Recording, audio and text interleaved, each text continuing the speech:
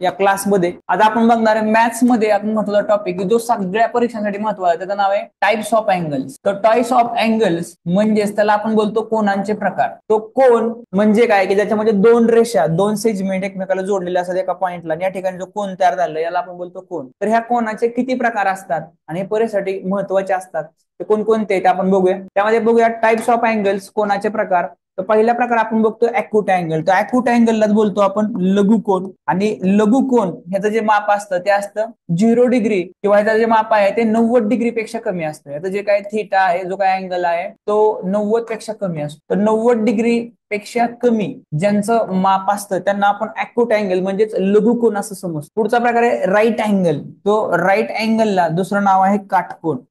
तर काटकोन जो आहे त्याचे 90 डिग्रीचं माप राहत. सिम्पली आपण लक्ष की दोन रेषा एकमेकांना लंब राहतात त्यांना आपण त्याच्यापासून जो अँगल तयार झाला त्याला आपण काटकोन असं म्हणतो, राईट अँगल. पुढचा प्रकार आहे ऑब्ट्यूज अँगल की ज्याच्यामध्ये दिसते आपल्याला, याला आपण बोलतो विशाल कोन. तर याचा 90 पेक्षा जास्त ज्याचं माप असतं त्यांना आपण बोलतो ऑब्ट्यूज म्हणजेच विशाल कोन, की 90 पेक्षा जास्त. हळूहळू अँगल वाढत चाललेला आहे. पुढच्या प्रकार आला आपल्याला स्ट्रेट अँगल. तो स्ट्रेट अँगलच बोलतो आपण सरळ कोन, ज्याच्यामध्ये एक सरळ रेषा तयार झालेली आहे आणि याचं जे माप आहे ते 180 डिग्री आहे. तो ज्या कोनाचं माप 180 डिग्री असतं त्याच्यामधून एक सरळ रेष तयार होते त्याला आपण सरळ कोन किंवा याला रेषीय कोन असंही म्हणतो आपण, स्ट्रेट अँगल. पुढचा महत्वाचा प्रकार आहे रिफ्लेक्स अँगल.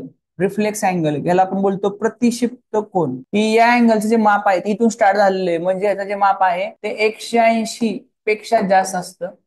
ज्या कोणाचं माप 180 पेक्षा जास्त असतं त्याला आपण बोलतो रिफ्लेक्स अँगल, प्रतिक्षिप्त कोन.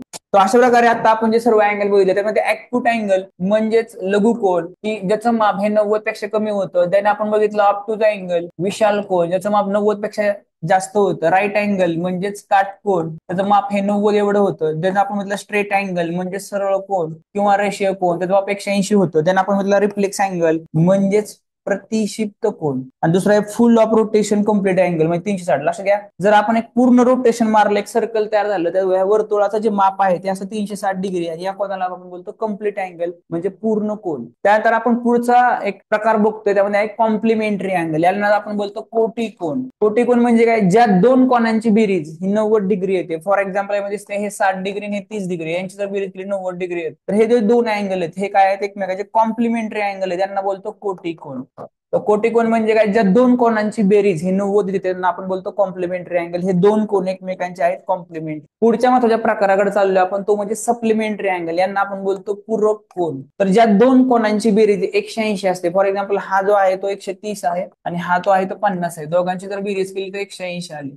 ज्या दोन कोनांची बेरीज 180 येते त्यांना आपण बोलतो सप्लिमेंटरी अँगल म्हणजेच पूरक कोन. पुढचा महत्वाचा प्रकार आपण बघतो तो म्हणजे ऍडजसेंट अँगल. ऍडजसेंट अँगल म्हणजे की ज्यांच्यामध्ये एक कॉमन साइड असते किंवा यांना आपण बोलतो लगतचे कोन. तर याच्यामध्ये काय बघा, एक समान बाजू राहते, तर एक बाजू यांच्यामध्ये समान असते म्हणून यांना आपण लगतचे कोन बोलतो. फॉर एक्झाम्पल हे दोन कोन दिसत आपला, अँगल डीबीसी, ह्या कोनामध्ये ही जी बाजू आहे डीबी, तर ए बी डी मध्ये पण बीडी कॉमन आहे. तो अशा प्रकारे याच्यामध्ये जे हे दोन अँगल आहेत, अँगल ए बी डी आणि अँगल डी बी सी, म्हणजे कोन ए बी डी आणि कोन डीबीसी एकमेकांना काय आहेत, लगतचे कोन आहेत. दे आर ऍडजसेंट अँगल किंवा त्यांच्यामध्ये एक बाजू कॉमन आहे, तिचं नाव आहे बीडी, यांना आपण बोलतो ऍडजसेंट अँगल. पुढचा आपण कोणाचा प्रकार म्हणजे व्हर्टिकल अँगल, याला बोलतो आपण विरुद्ध कोन. विरुद्ध कोन जे आहे, जे समोरासमोरचे कोन असतात. फॉर एक्झाम्पल आपल्या एकच्या विरुद्ध दिसतोय आपला 3 आहे आणि 4च्या विरुद्ध दिसतोय 2 आहे, आणि विरुद्ध कोन हे ऑलवेज इक्वल असतात. म्हणजे अँगल 1 हा इक्वल आहे अँगल 3 ला आणि अँगल 4 इक्वल आहे अँगल 2 ला.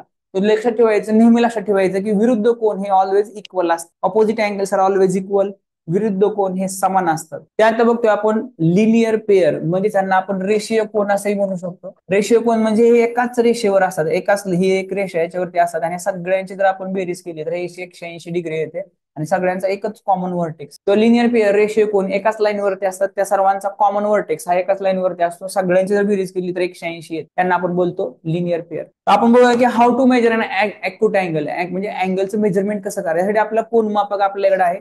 कोन मापकला आपण घ्यायचं, या ठिकाणी ठेवायचं आणि कोन मापक ठेवल्यानंतर ना आपल्याला फक्त हे जे माप दिलेले हे चेक करायचे की फॉर एक्झाम्पल हे माप बघितलं तर हे 40 डिग्रीला इथे येतंय, याचा अर्थ आहे जर 40 डिग्री याचं माप आलं. अशा प्रकारे कोन मापकाचा हा जो बिंदू आहे तो आपल्याला या ठिकाणी ठेवायचा आहे, जसं इथे ठेवलेलं दिसतंय. आपल्याला फक्त काउंट करायचं की हे कुठं कुठं रेष जे आहे समजा इथून गेलेली आहे तर ही रेष इथं आहे, तर या ठिकाणी आपल्याला काउंट करायचं की हा अँगल किती आहे कोन मापाची साइन. तो आजचा हा व्हिडिओ आपल्याला कसा वाटला नक्की आपण कमेंट करा. भेटूया